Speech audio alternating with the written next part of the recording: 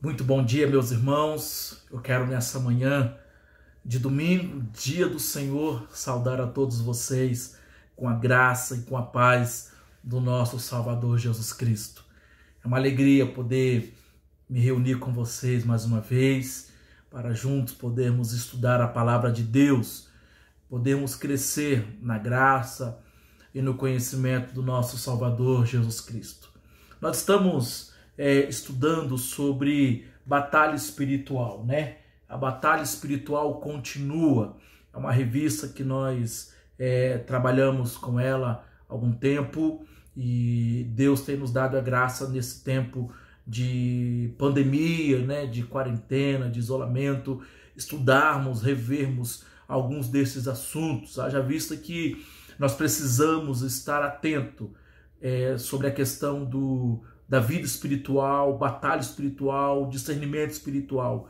Então essa lição ela vem ao nosso encontro. Deus nos conduziu, nos direcionou para que por meio dela a nossa igreja, a amada igreja Filadélfia, pudesse assim experimentar um pouco mais desse conhecimento bíblico, teológico, doutrinário sobre batalha espiritual e qual é a postura que eu e você devamos ter diante deste movimento de batalha espiritual. Hoje nós vamos trabalhar a lição de número 3, examinando este movimento. É uma lição que ela é dividida em algumas partes. Nós veremos uma parte hoje, domingo que vem veremos outra parte. E o que eu quero ver hoje com vocês é algumas preocupações concernentes a esse movimento. Eu vou apresentar para vocês as nossas preocupações e depois nós vamos tirar lições delas. Então eu quero, antes de tudo, orar, pedir a Deus que abençoe a nossa aula nessa manhã de domingo. Eu desafio você a, no nome de Jesus, se preparar com caneta, papel nas mãos para fazer a sua pergunta, se assim houver, e depois você compartilhar comigo, tirar suas dúvidas e podermos juntos crescer mais e mais no conhecimento de Cristo Jesus. Vamos orar, pedir que Deus nos abençoe nesse domingo, pedir que Deus nos dê graça e força para estudarmos juntos a palavra de Deus. Bondoso Deus, nosso eterno Pai, nessa manhã nós agradecemos ao Senhor por mais esse dia. Obrigado pela boa noite que se passou, obrigado por esse dia, ó Pai, onde nós juntos, dia 24 de maio, podemos estudar a Tua palavra, Pai. Obrigado porque aprove o Senhor que estudássemos nesse domingo assim mais uma vez, ó Pai. Que o Senhor nos conduza, que o Senhor, Pai, traga tranquilidade ao nosso coração, sossego à nossa alma, quietude, Pai, para nós, para estudarmos a Tua palavra, Pai. Que toda preocupação, que toda ansiedade, que todo impedimento agora seja repreendido no poder do nome de Jesus. Abençoa-nos nessa manhã, Pai, e nos dê o entendimento da Tua palavra, o esclarecimento da Tua palavra, que a Tua palavra, de fato, seja real e verdadeira em nossas vidas, ó Pai. Em nome de Jesus é que oramos agradecidos. Amém, amém e amém.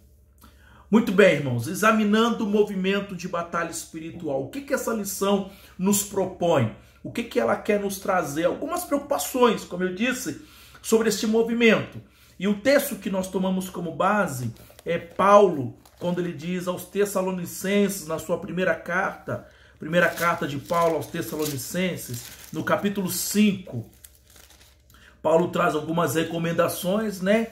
Alguns preceitos para a igreja, e lá nos versos 20 a 22, Paulo fala bem assim, primeira epístola de Paulo aos Tessalonicenses, capítulo 5, versos 20 a 22. Não desprezeis as profecias, julgai todas as coisas, retendo o que é bom, abstendo-vos de toda forma de mal. Então veja bem, são 3 recomendações e algumas preocupações desse movimento que nós vamos combatê-las com base na palavra de Deus. Paulo diz, não desprezeis as profecias, julgai todas as coisas, retende o que é bom, abstende-vos de toda forma do mal ou de mal. Muito bem, vamos lá para a nossa introdução. O que é importante nós entendermos aqui? É importante nós enfatizarmos novamente que nós não estamos brincando de ser crente e nem brincando com a vida espiritual. Por que eu digo isso? Porque a existência e a atuação de Satanás é real. Ela é real. Os demônios existem. E eles existem. Satanás, ele tenta e até mesmo tenta afligir. E até mesmo ele aflige, né? Aflige muitos crentes, embora não possa possuí-los. Eu e você, como cristãos que somos, você é cristão, né? Eu também sou. Se nós somos, então nós não somos possuídos por Satanás, porque nós temos o Espírito de Deus em nós. E uma questão lógica de física, dois corpos não podem ocupar o mesmo espaço. Se o Espírito de Deus está em nós, logo o Espírito de Satanás não pode nos possuir. Contudo, a possessão demoníaca de pessoas que não são verdadeiramente convertidas é possível. Nós temos que destacar e enfatizar que isso é real. O diabo possui pessoas, aquelas que não têm ou que não são convertidas e que não têm Cristo em seus corações, não têm o Espírito Santo de Deus em suas vidas. No entanto, essas convicções não devem nos impedir de ter o espírito crítico. Isto é, o que eu quero dizer com isso? O espírito de análise, que examina todas as coisas. Aquela questão de reter o que é bom desse movimento. Então é isso que nós vamos fazer nessa manhã. Então a primeira coisa, ou a primeira preocupação que eu quero levantar desse movimento de batalha espiritual é o seguinte, é a questão da falta de base bíblica. Essa é a primeira preocupação que nós temos com este movimento de batalha espiritual. É um movimento que cresce, onde muitas pessoas têm essa ideia de batalha espiritual, mas é um movimento que tem uma falta de base bíblica. Nós sabemos, queridos irmãos, que a Bíblia, a palavra de Deus, é a nossa única regra de fé e prática. É a palavra de Deus. É a palavra de Deus. Portanto, diante dessa afirmação, nós afirmamos, como cristãos reformados que somos, que todas as doutrinas, todas as nossas doutrinas, elas devem ser baseadas na palavra de Deus. Tem que ser baseada na palavra de Deus. Há muitos assuntos sobre os quais a Bíblia ela não se pronuncia claramente, explicitamente. Há alguns assuntos obscuros que nos fogem até do entendimento, que nós não compreendemos na sua totalidade. Tem muitos assuntos assim. E assim, o que acontece? Não é correto porque eu não entendi, porque eu não compreendi, porque a Bíblia é obscura em algumas coisas, não é correto eu construir uma teologia inteira usando o argumento do silêncio das Escrituras. Se a Bíblia não fala, eu posso então falar por ela. Se a Bíblia não diz, eu posso então dizer por ela. Nós não podemos fazer isso. Esse é o grande erro da batalha espiritual, desse movimento de batalha espiritual. Esse movimento, eles criam ensinos e doutrinas sem fundamentação bíblica.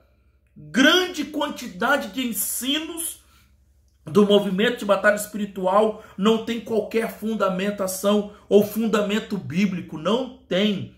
Como acontece, por exemplo, um ensino que eles falam, né, sobre a necessidade, guarda bem isso e entenda isso. Há um ensino desse movimento de batalha espiritual, onde eles falam sobre a necessidade do mapeamento espiritual para que o evangelho seja pregado com sucesso. A pergunta que eu faço é, onde há na Bíblia, e que parte da Bíblia, dos seus 66 livros, dos 39 livros do Antigo Testamento, dos 27 livros do Novo Testamento, onde há em toda a palavra de Deus, onde há na Bíblia orientação para localizar espiritualmente qualquer concentração de forças demoníacas e derrubar pela oração o trono, por assim dizer, de Satanás, antes de começarmos a evangelizar uma região. Onde há na Bíblia isso? Nós não encontramos isso em parte alguma na Bíblia. Não há. E a única vez em que há menção do nome do trono de Satanás é relacionada, fala lá em Apocalipse, no capítulo 2, versículo 13, onde o Senhor diz que o trono de Satanás estava na cidade de Pérgamo. Mas o que ele quer dizer com isso? Aqui está um erro grotesco de interpretação do movimento de batalha espiritual. A cidade de Pérgamo era o centro do culto ao imperador romano na Ásia. E, portanto, um grande e forte centro de idolatria, que colocava em perigo o quê? A vida dos cristãos da época. A expressão aqui, o trono ou trono de Satanás, aponta para o quê? Aponta para o caráter demoníaco de uma idolatria ou de uma adoração ao imperador, não a localização do trono de Satanás. Quando há menção onde habita o trono de Satanás, não quer dizer que o diabo está lá, que tem um trono do diabo lá. Não é isso que a Bíblia diz. E não foi isso que João, na sua revelação, trouxe para a igreja. O que ele quer dizer, quando diz trono de Satanás na cidade de Pérgamo, quer dizer que por causa da idolatria, da adoração ao imperador, ali era como se fosse o trono de Satanás, algo terrível, onde Satanás impera na idolatria, na mentira, no fazer os homens se dobrarem diante de outros homens. É isso, essa é a referência, não é a localização. Então eles pegam textos assim, isolados, e criam suas doutrinas. A falta de base bíblica, aí eles criam doutrina em cima disso. Essa é uma preocupação que nós temos. Nós não podemos, queridos irmãos, fazer doutrina sem argumentação, sem base bíblica, sem fundamentação bíblica. Nenhum dos apóstolos fizeram isso. Quando eles chegavam na cidade, eles simplesmente anunciavam o evangelho, eles pregavam a palavra de Deus, eles não faziam mapeamento espiritual. Não há isso na Bíblia, não há referência para isso na Bíblia, de você chegar numa cidade, por exemplo, meu exemplo, eu plantei igreja em Valparaíso. Queridos irmãos, eu não fiquei mapeando a cidade de Valparaíso. Eu não fiquei ali dando volta nos 4 cantos da cidade procurando saber onde tinha o trono de Satanás, onde Satanás mais atuava na cidade. Não! O meu papel era pregar o evangelho. Era chegar na cidade como a Bíblia nos ensina a fazer para todo pastor, todo servo de Deus. É chegar no lugar onde Deus o colocou e pregar o evangelho, pregar a Bíblia. E ao pregar o evangelho, ao pregar a palavra de Deus, o que vai acontecer? Os eleitos se despertarão, ouvirão o evangelho e crerão em Cristo Jesus e se converterão para a glória de Deus. Porque foi assim que aconteceu no Novo Testamento com os discípulos. Eles pregavam a palavra de Deus. Paulo, quando chegou em Corinto, o que ele fez? Ele pregou a palavra de Deus. A estratégia dele para plantar a igreja de Corinto, querido, não era fazer mapeamento espiritual, saber onde tinha Satanás, onde era o foco do diabo, onde é o foco do diabo. Queridos, o diabo atua na mentira, na corrupção, na idolatria, na feitiçaria, em todos esses lugares, na prostituição. Eu não vou ficar preocupado onde é o foco dele. Eu vou chegar e vou pregar o evangelho, pregar o Cristo, como Paulo disse, e este crucificado no poder do Espírito Santo. É assim que devemos ser.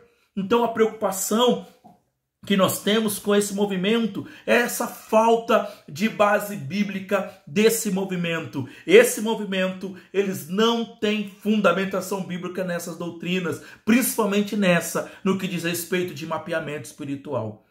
Nós temos que tomar esse cuidado. Então essa é a primeira preocupação que eu tenho com esse movimento. Examinando o movimento, então falta de base bíblica para as suas doutrinas e seus ensinos.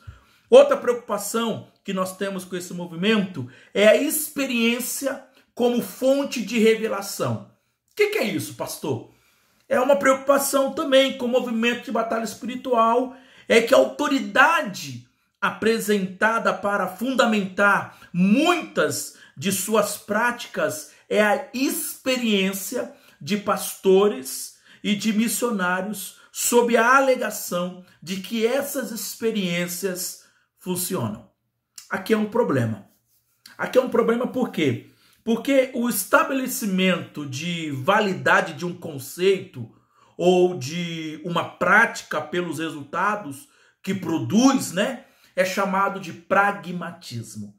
Então, esse movimento, eles criam uma ideia, uma ação, eles criam uma ação, melhor dizendo, né? Nós vamos fazer tal coisa porque o evangelista, o pastor, o missionário fez e deu certo. Nós vamos fazer isso porque isso vai trazer pessoas. Ou seja, esse pragmatismo, esse querer fazer por causa meramente de resultados. Eu vou fazer para alcançar aquilo. Então eles fazem isso usando experiências de outros como argumentação, como uma fundamentação de que dá certo.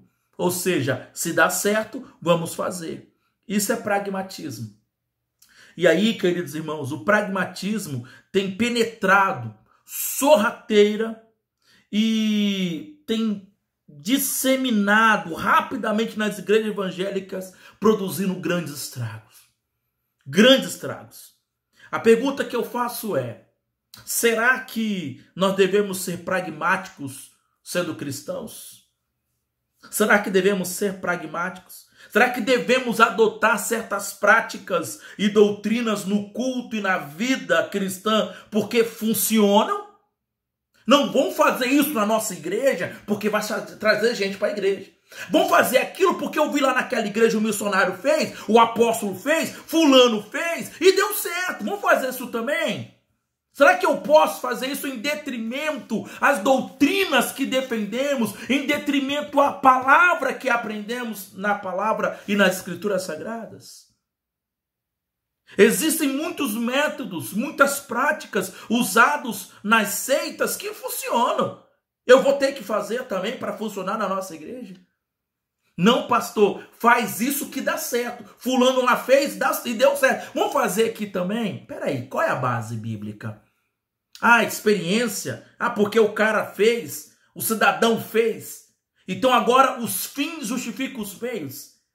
Não importa os métodos, não importa os meios. O que importa é o fim, o resultado. Queridos, não funciona assim. Não é assim. O fato de funcionarem significa necessariamente, ou não significa necessariamente que estão certos. Qual é o fundamento bíblico? Qual o fundamento bíblico para as práticas e conceitos adotados pela Igreja de Cristo? Quais são? Se o objetivo for apenas encher a igreja de pessoas sem qualquer preocupação com a fidelidade à Escritura, há muita coisa que pode ser feita por pastores e cristãos. Se o negócio é só encher a igreja, nós podemos encher a igreja, irmão. Nós podemos encher a igreja. Se eu quiser encher a igreja Filadélfia de pessoas, nós enchemos. Que é muito fácil. É muito fácil iludir as pessoas. É muito fácil você ali ensinar, ludibriar, enganar pessoas, queridos irmãos. É fácil demais. Não importa os meios, vamos ignorar. Não, nós temos que encher. E isso aí traz consequências drásticas para a igreja. Quantas das nossas igrejas sofrem porque alguns pastores, nesse pragmatismo de encher a igreja, de ter gente na igreja, fazem qualquer coisa, negociam a fidelidade das escrituras, negociam as doutrinas bíblicas, negociam os ensinos de Jesus Cristo para encher a igreja de pessoas vazias. Não adianta eu querer encher a igreja de pessoas que não têm conversão, pessoas que não têm compromisso com Deus, pessoas que não têm vida com Deus. Não adianta termos uma igreja cheia de gente, mas que não tem compromisso com a obra de Cristo, não tem amor a Cristo, não tem amor à igreja. Pessoas que não preocupam com a igreja em si, irmãos. Essa é uma preocupação muito séria. Experiência como fonte de revelação. Eles usam a experiência de outros como se fosse fonte de revelação. Não, Deus usou aquele apóstolo ali e olha como é que está funcionando a igreja dele. Querido, não é porque funcionou ali que vai funcionar aqui. Não é assim que funciona. Não é desse jeito. Não é assim que nós aprendemos na palavra de Deus. Não é desse jeito. É preciso lembrarmos sempre de que a única regra de fé e conduta na igreja é a palavra de Deus. Se não tiver palavra de Deus, nada vai acontecer. Se as pessoas que vierem a nós, que Deus nos der para ganharmos para Ele, por meio do evangelismo, por meio do ensino, por meio da pregação, por meio do testemunho, queridos irmãos, essas pessoas têm que estar fundamentadas na palavra de Deus, no ensino da palavra de Deus. Se elas não tiverem na palavra de Deus, não vai adiantar. Não vai adiantar. Tem muita igreja cheia de gente, mas como diz o reverendo Hernandes, igrejas cheias de pessoas vazias. Não adianta. Eu gosto muito de ter gente na igreja, mas eu gosto de ter pessoas convertidas. Trabalhar para que essas pessoas aprendam a verdade, aprendam o evangelho. E isso, irmão, não importa o tempo que der, eu vou ensinar a Bíblia. Nosso dever é ensinar a palavra de Deus, é pregar a palavra de Deus. Não é contar a minha experiência pessoal, porque a experiência individual não é normativa, nem inspiração pelo Espírito Santo de Deus para a orientação da igreja. Eu não posso orientar a igreja com base em experiências individuais. Eu não posso orientar a igreja com base nas minhas experiências pessoais. Não, eu fiz isso, deu certo. Não. A palavra de Deus é que orienta a igreja. A igreja Filadélfia tem que ser orientada na palavra de Deus, tem que ser ensinada na palavra de Deus, tem que ser pregada a palavra de Deus. Não experiências pessoais, não testemunhos pessoais. Isso aí é para minha edificação. Deus me edificou, Deus me abençoou, mas não é normativa para todo mundo. Nem todo mundo vai passar pelo que eu passei, nem todo mundo vai experimentar o que eu experimentei. Não vai ser, queridos. Então eu não posso querer que uma experiência pessoal se torne normativa na igreja, que é o que faz esse movimento. É a segunda preocupação com esse movimento. A experiência como fonte de revelação. E eles fazem isso em detrimento à palavra de Deus. Não é assim que nós aprendemos que devemos ser na palavra de Deus. Temos que tomar muito cuidado e termos sim essa preocupação para não corrermos no erro de valorizarmos demais a experiência por causa que dá certo, deu certo, vamos fazer, mas aí ignorar, negligenciar as nossas doutrinas. Isso não, irmão. Não abriremos mão de nenhuma doutrina da palavra de Deus para querer encher a igreja. Quem quer vir para a igreja presbiteriana do Brasil e a igreja presbiteriana Filadélfia de Ribeirão Preto vai passar pelo discipulado, vai aprender a palavra de Deus, vai ouvir o evangelho. E aí, meu irmão, quem é de Deus fica, quem não é, que Deus abençoe e que Deus o guarde para que abra os olhos e enxergue a luz do evangelho que muda corações e que transforma vidas. Por isso que é o erro, o pragmatismo. Adotar o ensino ou uma prática porque funciona. Não é assim, não. Ou porque produz o resultado geral ao final. Sempre que a igreja de Cristo adota um ensino ou adota uma prática, ela o faz por ser bíblico, não porque dá certo. Se fizermos qualquer coisa, nós faremos porque é bíblico, porque está na palavra de Deus. Uma terceira preocupação que nós temos com esse movimento, a primeira preocupação é a falta de base bíblica. A segunda é a experiência como fonte de revelação. A terceira preocupação que nós temos é o ataque à suficiência de Cristo. Como assim, pastor Eliel? O que o senhor quer dizer com o ataque, né? Esse ataque à suficiência de Cristo. Essa terceira preocupação é que algumas ênfases, alguns destaques do movimento de batalha espiritual atentam diretamente contra a suficiência de Cristo e do Evangelho. Diretamente, eles atacam diretamente a suficiência de Cristo e do Evangelho. A Bíblia nos diz que o Evangelho é o poder de Deus para a salvação de todo aquele que crê. Que se uma pessoa está em Cristo, ela é nova criatura, segundo Paulo aos Coríntios, na sua segunda carta aos Coríntios, capítulo 5, 17. E ele vai dizer que não há mais condenação para quem está em Cristo Jesus, Romanos 8, 1.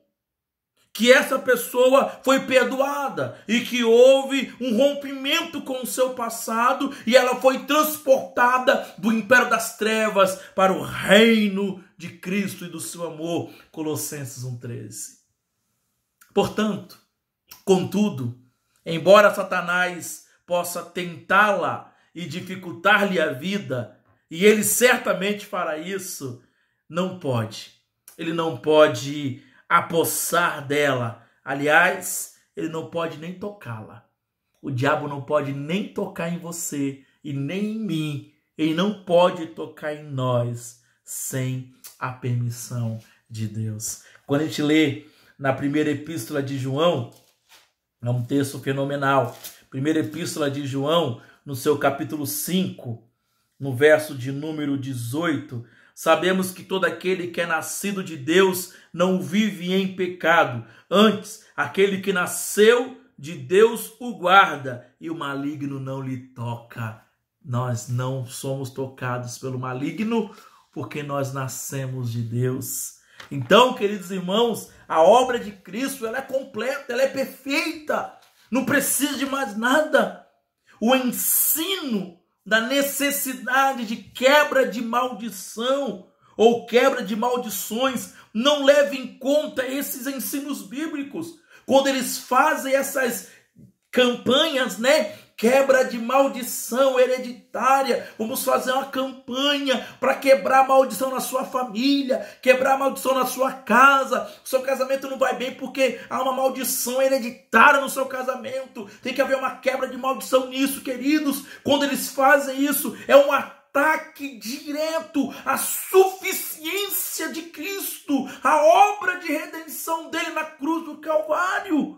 Como assim, pastor? O que isso quer dizer? Irmãos, aqui eu vejo a importância de termos a doutrina bíblica clara em nossa mente, em nossos corações. A doutrina da justificação de Cristo. Ele nos justificou, ele nos tornou justos, ele nos tornou puro agora. Nenhuma condenação há para aquele que está em Cristo Jesus, que não anda segundo a carne, mas segundo o Espírito. Não há condenação, querido. Se eu estou em Cristo, eu sou uma nova criatura. Não existe obra passada, não existe maldição passada que me condene, não existe maldição passada dos meus pais que me afetam, porque a minha vida agora em Cristo é uma nova criatura. Eu sou uma nova criatura, você é uma nova criatura, para a glória de Deus, para a glória de Deus. Você entende isso? Essa é a importância da doutrina em nossas vidas. Um dos principais ensinos do movimento de batalha espiritual é uma complementação da obra de Cristo. O movimento de batalha espiritual ensina que há necessidade de anular compromissos feitos com o diabo antes da conversão. Ou seja, ele ensina que algumas pessoas precisam anular esses compromissos. E eles ensinam também que nós herdamos as maldições que alcançaram nossos antepassados e que precisamos anulá-las de nossas vidas. Essa é uma ação, um ataque direto à suficiência da obra de Cristo em nossas vidas. E o texto que eles usam como base é o texto de Êxodo 20, versículo 5. Êxodo 20, versículo 5, para recordar você, é onde ali, quando Deus, ali, Êxodo 20, versículo 5, quando Deus trata com eles sobre a questão: não as adorarás, nem lhe darás culto, porque eu sou o Senhor teu Deus, teu zeloso, que visita a iniquidade dos pais nos filhos até a terceira, quarta geração daquele que me aborrece. Eles pegam esse texto e eles criam essa doutrina. Agora, talvez você também já tenha pensado assim. Talvez você já tenha cogitado com essa doutrina. talvez até flertado com ela. Talvez você, diante de crises, né, conjugais ou problemas financeiros, você ouviu isso e pensou, nossa, meu pai, minha mãe, nossa, meus avós, esse problema que eu estou passando aqui é por causa deles. Será? Será que é exatamente isso? Será que aquilo que Cristo fez na cruz do Calvário para você não é suficiente para mudar a tua história, para mudar o teu casamento, para transformar a tua vida? Ou será que você ainda vive preso do passado? Porque se o Filho vos libertar, diz a Bíblia, verdadeiramente sereis livres. Conhecereis a verdade e a verdade vos libertará, diz a palavra de Deus. Nenhuma maldição, nenhuma maldição. Nós temos que tomar muito cuidado com isso. E essa é uma preocupação.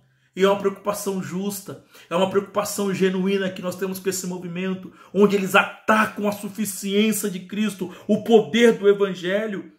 A palavra de Deus diz que, lá em Ezequiel, que a alma que pecar, essa pagará. Se o meu pai pecou, ele vai pagar pelos pecados dele. Se eu pequei, eu vou pagar pelos meus pecados. Não são meus filhos, não são os meus netos. Se um dia eu os tiver, não serão eles. Não serão, não vão ser. A responsabilidade moral é pessoal, A alma que pecar, essa morrerá. O filho não levará a iniquidade do pai. Ezequiel capítulo 18, versos 4 e versículo 20. Agora, se o filho andar, ou se o filho caminhar nos pecados de seu pai, mas tiver uma vida santa diante de Deus, ele certamente viverá. Certamente viverá. Pela sua conduta reta diante de Deus, ele está livre das maldições. Ele está livre das maldições. Se o filho não andar, ele não andar nos caminhos errados que o pai trilhou, que o pai caminhou. É isso que nós temos que entender. Eu não posso caminhar, eu não posso achar, porque meu pai cometeu um erro que eu vou sofrer por causa desse erro. Não.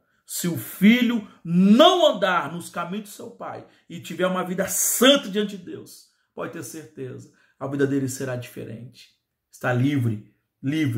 É muito clara essa passagem para nós. Então, queridos irmãos, Deus nos mostra aqui nessa lição que quando em Êxodo 25, quando o segundo mandamento prevê a visitação do juízo divino sobre os seus descendentes até a terceira e quarta geração, se esses descendentes continuarem a praticar os pecados de seus pais, essa visitação do juízo de Deus, ela é real.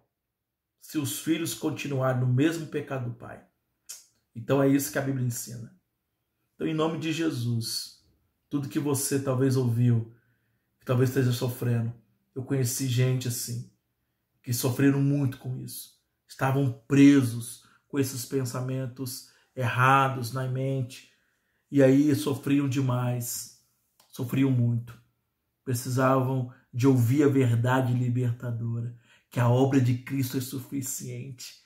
Tudo que Jesus conquistou na cruz, tudo que ele fez na cruz foi para nos libertar do domínio, do domínio do pecado, da ação do mal contra nós.